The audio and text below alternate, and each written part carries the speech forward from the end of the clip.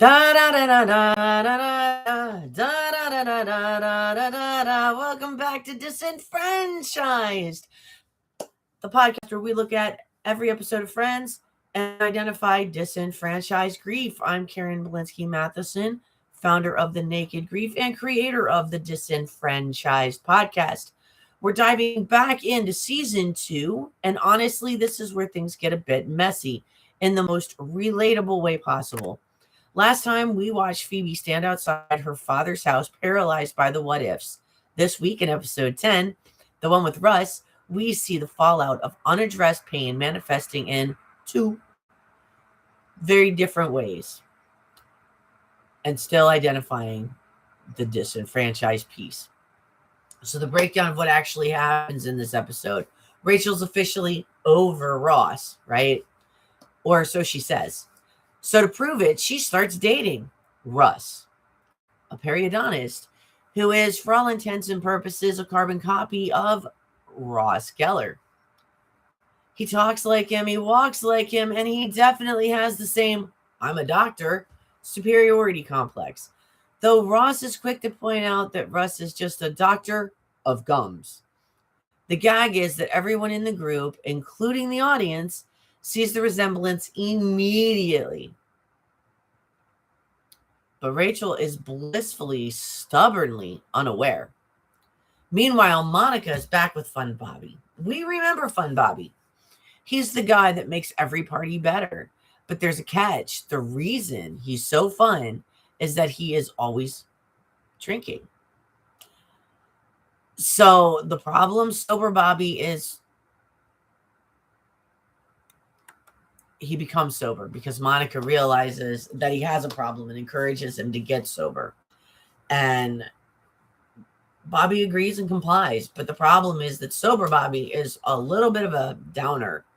He tells long, pointless stories about bus rides, the price of ham, and how hard it is to find a hardware store open in the middle of the night in the village so he can buy a hammer. Monica, unable to handle the dull reality of his recovery, she starts drinking herself just to make his stories more tolerable. And in the background, Joey is wrestling with his own professional grief. After a string of bad reviews, one of which says he literally sucks, he faces a moral dilemma. Sleep with a casting director to get a part on Days of Our Lives, or keep his integrity and potentially watch his career just die. He chooses integrity, and in a classic sitcom twist, lands the role of Dr. Drake Ramore anyway. So now it's time to play Name That Grief. So we are looking at substitution and identity loss grief this week. We're not looking at grief death. This is the kind of grief that doesn't get a funeral and definitely leaves a ghost. So Rachel's substitution grief. Rachel's experiencing what I call substitution grief. She's mourning the loss of the Ross and Rachel dream that died before it even had a chance. And the reason is because she read that infamous pros and cons list instead of sitting with the stinging rejection and the anger of Gel Boy, as she so eloquently put it. And she finds herself a surrogate, Russ, a human band-aid. By dating a man who mimics the person that she lost, she can pretend the loss never happened. It's a way of bypassing the pain of an ending and creating a quick shortcut or a cut and paste version of her life. Monica and identity loss and recovery. This is one of the most disenfranchised forms of grief there is. When someone we love gets healthy, whether they beat an addiction, manage a mental illness, or just change their lifestyle, we're supposed to be happy. Society tells us there's no room for mourning here. It's only celebrating. But Monica's grieving the loss of a man that she fell in love with because the fun Bobby's identity is dead. In its place is a stranger who is healthy but heavy. And Monica's mourning the loss of their shared vibe. And because Bobby is doing the right thing by staying sober, Monica feels like a monster for missing the drunk version of him.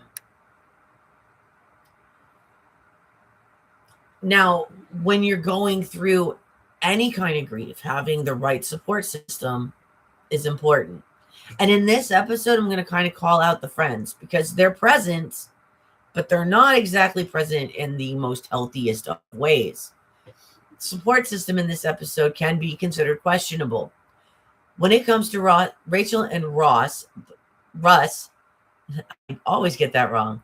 The friends do what we all kind of do. We point out the obvious with a little bit of mockery. They see Rachel spiraling into a substitution pattern, and their response is to laugh at the absurdity of it all. They aren't holding space for why Rachel needs Russ. Nobody asks, "Hey, Rach, are you okay with the way things ended with Ross?" Instead, they make a joke. When we mock somebody's rebound or their type, we are often dismissing the underlying grief that led them there. Think about that for a second. A lot of us have had more than a handful of people in our dating world, right? I mean, it's like going to a shoe store and trying on a million different pairs of shoes until you find something that fits right. But when something fits right, that familiar is huge, and that's what you like. If you like tennis shoes, you always seem to look for that same type of shoe. So if a relationship doesn't work, you keep looking for that same model, that same thing. That doesn't necessarily mean it's healthy. It's a pattern. It's a behavior. It's the way they treated you, whether it was good or bad. And a lot of times we hold on to the bad, and that's the pattern that we are often magnetically pulled to. And that's a cognitive behavior that can be fixed. It takes a lot of time, but it can be corrected. But it takes soul searching. It takes recognizing, where did this behavior come from?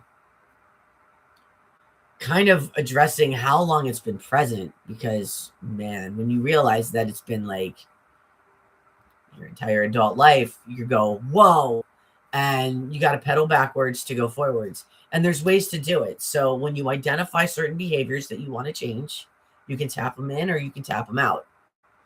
You kind of do both. You tap out what you want to release, and then you tell your body what you want to pull in. Like I said, it takes time, but when you start to see the change, wowzers, it's incredible. And in Rachel's case, I would have wanted to know a little bit more about why she was drawn to Russ, what appealed to her, and have her kind of realize it on her own that she was doing a substitution. So if you're doing a substitution, what is it about Ross that made you want to find someone just like him? And are those good, healthy choices, or are they still you recovering from a broken heart? Because that's a whole other piece that needs to be uncovered. And then we have Monica and Bobby. And the friends actually place a bet on how long the relationship will last while Bobby's sober. So think about that for a second. Instead of supporting Monica through the difficult transition and encouraging her to be a partner of someone in recovery, they make the struggle that she's experiencing a parlor game. And this is why so many people suffer in silence. When our support group is too busy watching the train wreck to offer a hand,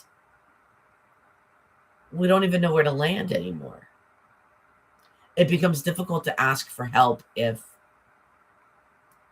everyone's standing at the top of the hole looking in at you and not offering to throw you a rope or a ladder to get you out of it.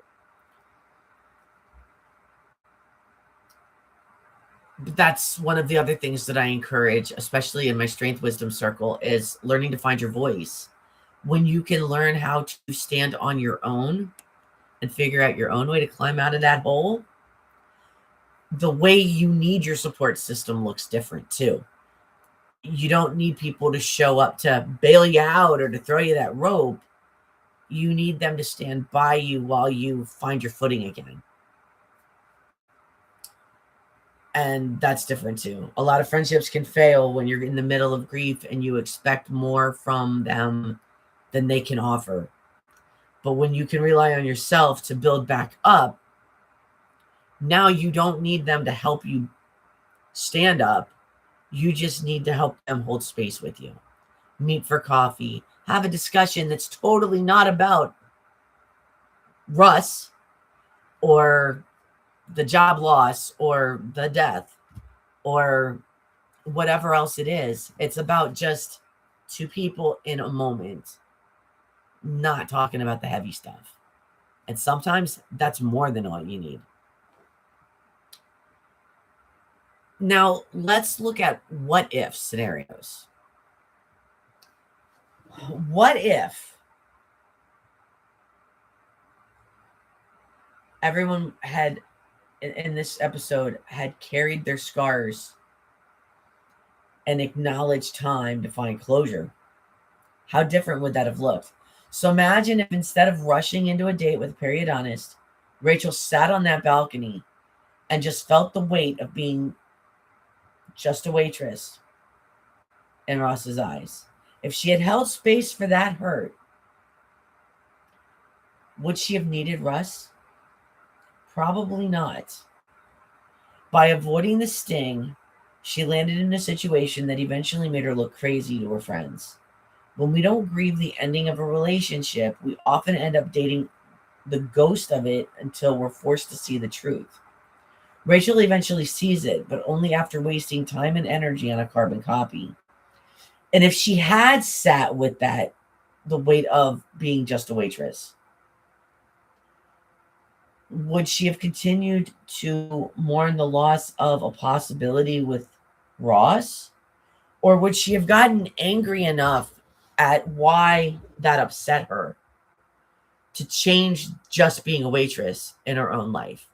She could have taken the bull by the horns at that moment, started getting her resume out, which we know she does, and start trying to change her views of herself, because it shouldn't matter what anybody else thinks.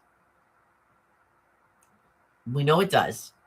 But the reality is, if she had actually taken control of, why am I feeling the weight of this list? Why does it bother me? I know that he called me out on my insecurities, but what about my insecurities can I change?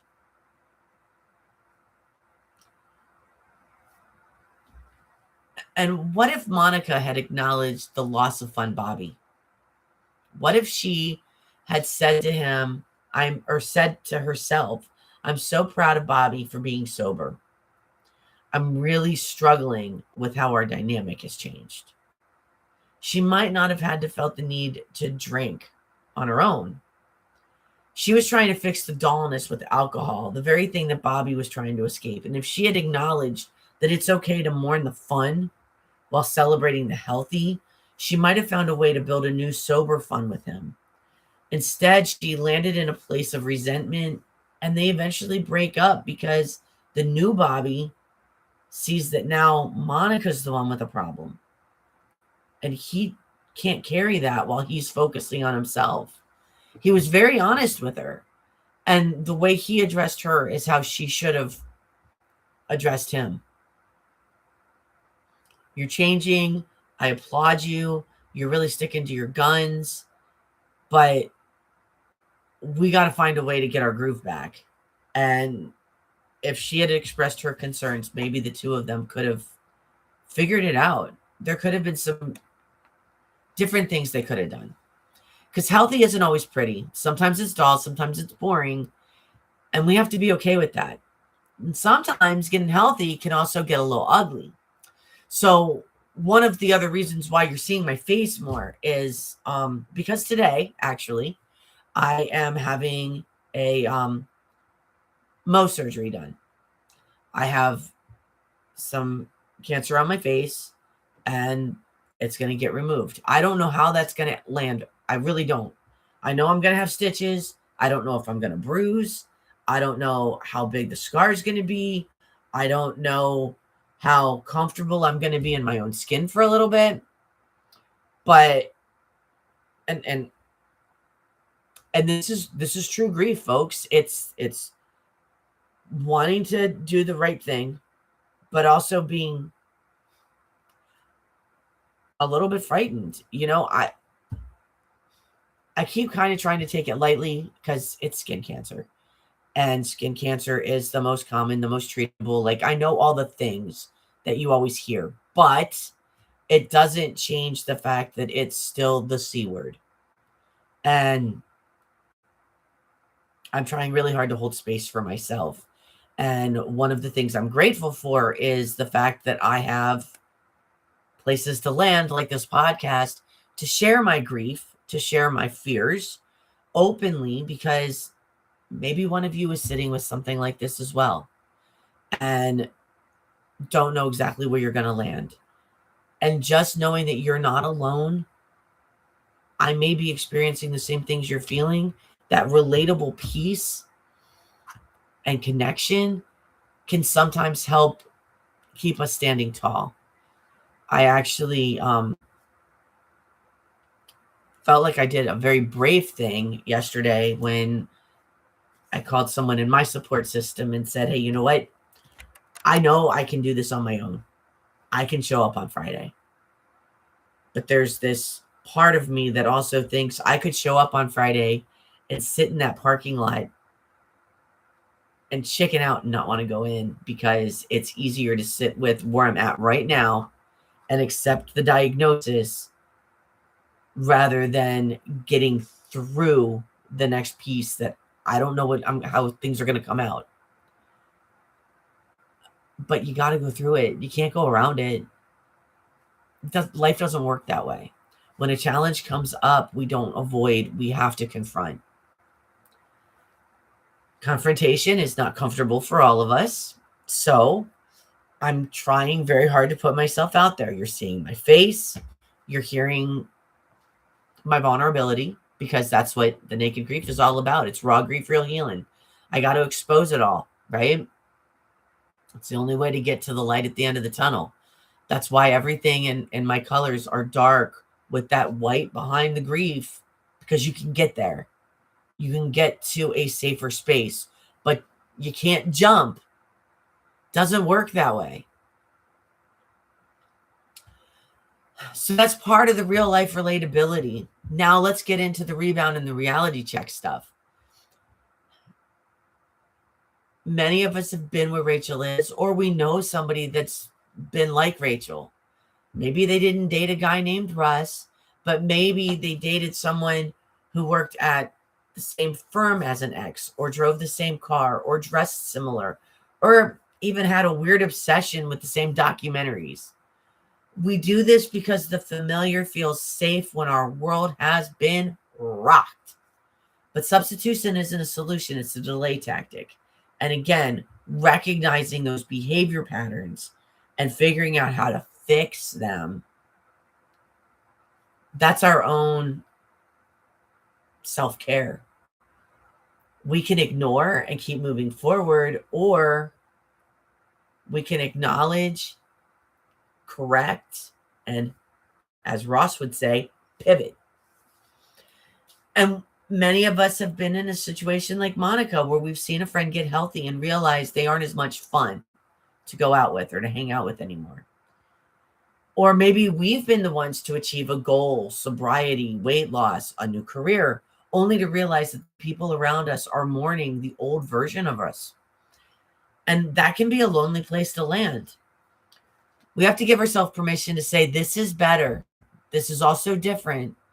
And different can still feel like a loss. So as we move forward into next week, we're going to do the one with the lesbian wedding. We're going to look at the grief of the traditional family dream and how we navigate the milestones of people who have moved on without us. So if any of this resonated with you, if you've ever felt like you're dating a Russ, or if you're struggling with the dull reality of a life change, please know that your grief is valid, even if it feels small or silly. Visit thenakedgrief.com for resources on how to navigate disenfranchised grief and how to start holding space for the parts of yourself you're afraid to show. You don't have to carry these scars alone. I'll see you next week. And remember, it's okay to not be fine, even if you're just dating a guy with too much gel in his hair. Until next time. Da da da da da da da da da da da da da da da da.